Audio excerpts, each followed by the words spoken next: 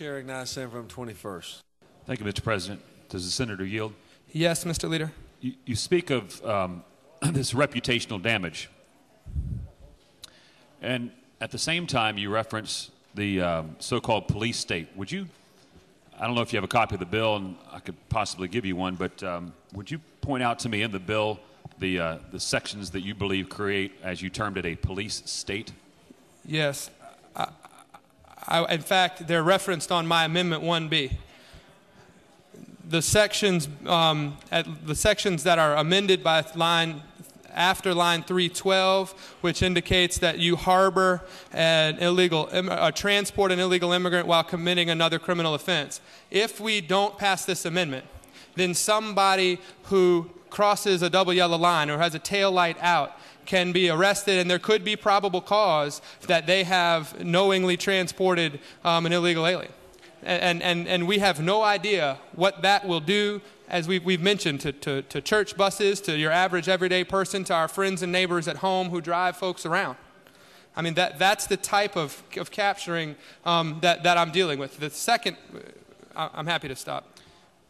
Senator, does the Senator further yield? Yes, Mr. Leader. You reference church buses. I'm looking on line 339, and I see a person providing privately funded social services. Would a church not be somebody providing a privately funded social service? I suspect some churches would, but I don't know whether or not a law enforcement officer on the street would be able to determine, standing there, whether or not a person has full private funding, whether there's any public funding or not, whether it's a social service under the law. And the question is, do we want to put the pressure on local law enforcement and the pressure on lawful people transporting people for a variety of reasons to have to deal with that type of scrutiny and that risk of criminal liability? Does the Senator further yield? Yes, Mr. Leader. Do you consider Georgia to be a police state today?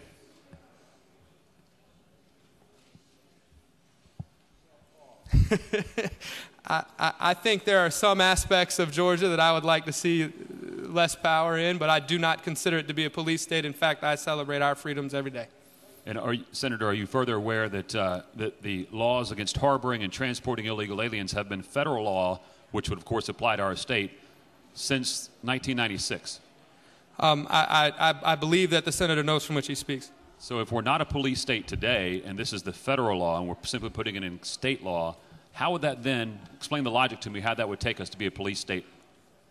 If we take the federal law and make it a state law, I'm not sure how that makes us a police state. Well, thank you for your question. If we are taking it from the federal enforcement authorities and distributing it out to every single local law enforcement agency in this state, we have taken the current net and refined it and brought it down to bear in a much more aggressive way. I mean, I certainly don't believe, and I know that the Senator from the 21st would agree, we don't want all the federal laws to be state laws, and we don't want our state and local law enforcement officials to enforce every federal law. I mean, it's just, we wouldn't want to put that burden on them as local law enforcement, and I don't think we would want to put that burden on any other community.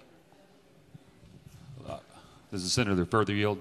Yeah, absolutely. I want to make sure I heard what you said. You don't want the federal government, or you don't want state governments enforcing federal laws that we just suggested?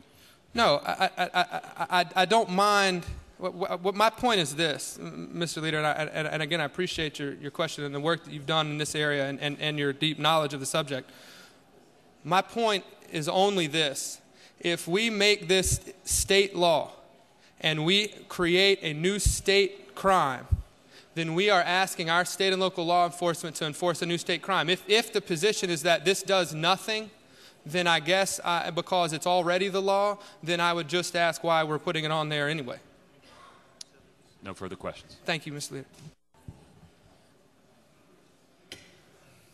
You only have one question. Do you want to take it, or would you like to yield the well? I'll take it. Senator from 36 recognized.